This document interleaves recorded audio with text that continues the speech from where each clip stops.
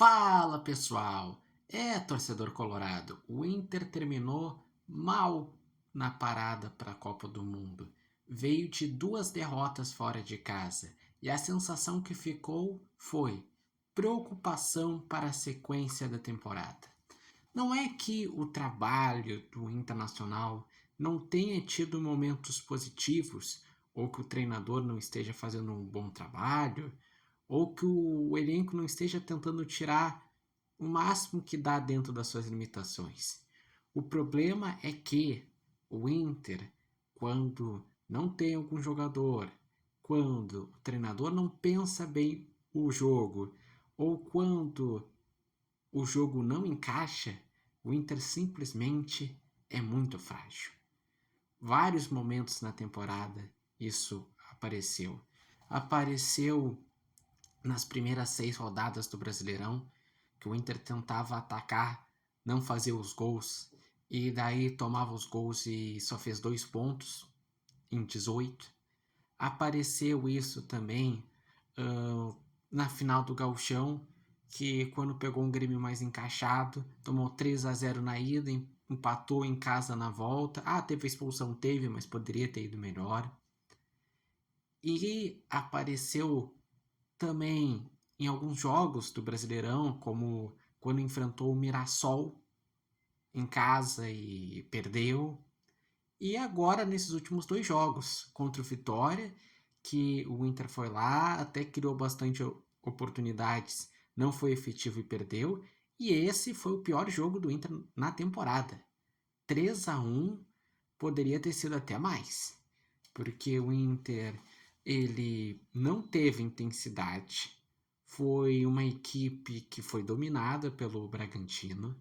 O Bragantino já fez um gol com o Fernando aos 17, daí fez um gol já no início do segundo tempo com o Juninho Capixaba aos 52, fez um gol com o Thiago Volpe, ou melhor, 52 não, aos 7 do final do primeiro tempo.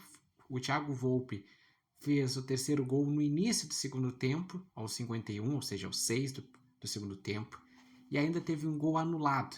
Daí só depois que teve o gol anulado, passou algum tempo, que tardiamente o Pesolano mexeu, e com as mexidas o Inter entrou no jogo, fez o gol com o Brian Aguirre e conteve toda aquela intensidade que o Bragantino teve. Pois o Inter pensou mal, estava sem Bernabei, que se no ano passado era responsável muito pelas falhas defensivas e perder pontos, e também no início do ano começou tendo falhas defensivas, hoje ele é o principal jogador do ataque do Inter. Como um ponta, ele dá assistências, faz gols, vai para cima, e o time não tinha um jogador à altura para substituir.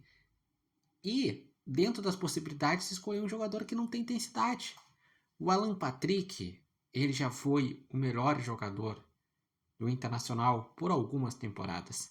Só que agora, pela forma que o Inter joga, que precisa ser um time que todo mundo marque, não está tendo espaço para um Alan Patrick jogar. Que para o Alan Patrick jogar, precisaria que tivesse outros jogadores que também tivessem um refino da bola e o Alan Patrick pudesse ter uma função sem preocupação na marcação. Só que hoje em dia precisa. E mais, o Pesolano botou o Alan Patrick para correr, para tentar fazer contra-ataque, daí não tem como. O Alan Patrick, hoje em dia, é aquele jogador que pode entrar nos últimos 15, 20 minutos para tentar dar uma pifada para algum jogador, que daí tu tenta assim para uma abafa, mas é triste, mas exatamente essa é a situação. O Carboneiro, que foi genial contra o Vasco, faltou ter intensidade nesse jogo. Pode ter sido em resultado de não ter sido convocado, pode ser que não foi o dia dele, enfim, mas não foi bem. O meio de campo do Internacional, que tem ali o Bruno Henrique, o Vidagra, não se achou na intensidade dos jogadores do Bragantino. Então, o que eu digo? Por que é preocupante? É preocupante porque, mesmo dentro das limitações, o Inter poderia estar melhor. Poderia, entre o jogo do Mirassol e esses 2 jogos finais fora de casa, pelo menos ter feito mais uns 4, 5 pontos. se tivesse já entendido o campeonato lá do início, poderia não ter feito só 2 pontos nas primeiras 6 rodadas. E agora ele está com uma pontuação muito perto da zona de rebaixamento. Está em 14º, com 21 pontos. Quem abre a zona de rebaixamento é o Vasco com 20. Só está na frente do seu rival pelo saldo e do Santos na frente pelo saldo. E a sequência do Inter quando voltar da Copa do Mundo é difícil. Por mais que fique um tempão treinando, vai ter que pensar em alguma estratégia, porque são jogos, tudo que vai ter que estar com a corda esticada, vai ter que pensar muito bem, porque a tendência é os 4 primeiros jogos, quando voltar da parada da Copa do Mundo, é no máximo fazer uns 4, talvez 5 pontos, se muito. Pois vai enfrentar o Cruzeiro em casa, um Cruzeiro que está se recuperando com o Arthur Jorge, que não é mais aquele Cruzeiro que era o Lanterna, e sim um Cruzeiro que, desde que chegou o Arthur Jorge, é um dos que mais pontuou, que também se recuperou na Libertadores, que passou na Copa do Brasil. Depois vai enfrentar um Atlético Paranaense fora de casa, que o Inter não ganha lá desde 2014. E é um time que está muito forte como mandante, então a tendência é tropeçar. Depois vai pegar o Flamengo em casa, só que o Flamengo hoje em dia, se tu joga em casa, fora, campo neutro, em Marte, é difícil, porque o Flamengo tem muito mais qualidade do que o Inter. E daí o Inter tem que fazer um jogo estratégico para pontuar.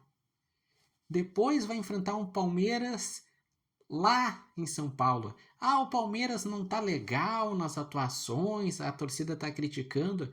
Só que ele não vai bem nas atuações, mas pontua, faz os resultados.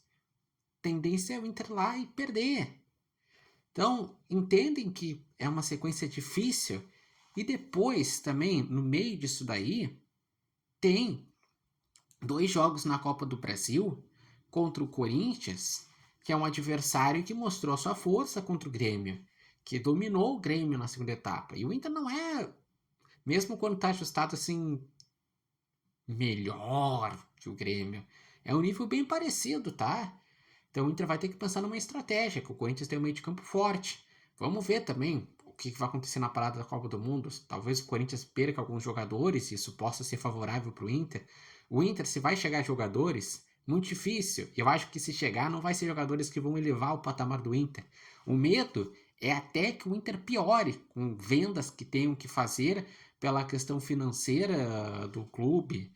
E contra o Corinthians, a chance é, no primeiro jogo, no Beira-Rio, não sair em desvantagem, tentar criar uma vantagem, ou no mínimo um empate, para jogar num contra-ataque lá em São Paulo e tentar buscar um bom resultado e a classificação.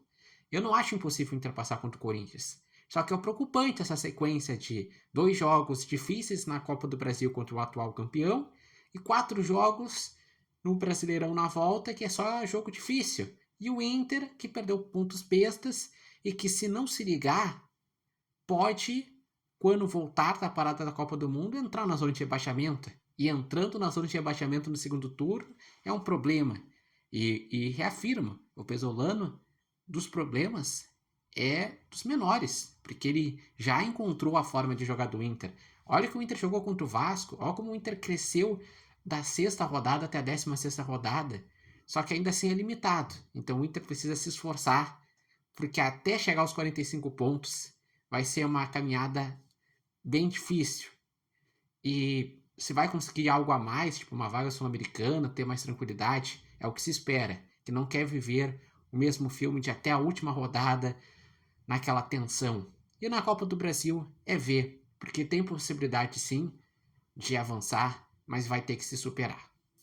E vocês, qual a expectativa para o Inter na volta da Copa do Mundo? O que acharam desse jogo contra o Bragantino? O que o Inter pode tentar melhorar durante a parada da Copa do Mundo? Deixem seus comentários, lembrando que esse vídeo tem oferecimento de Barbearia Independência e vocês podem acompanhar o Repórter Matheus Wolff no TikTok, no Instagram e no canal do YouTube Repórter Matheus Wolff. Eu não espero uma melhora tão grande, mas eu espero pelo menos que não piore.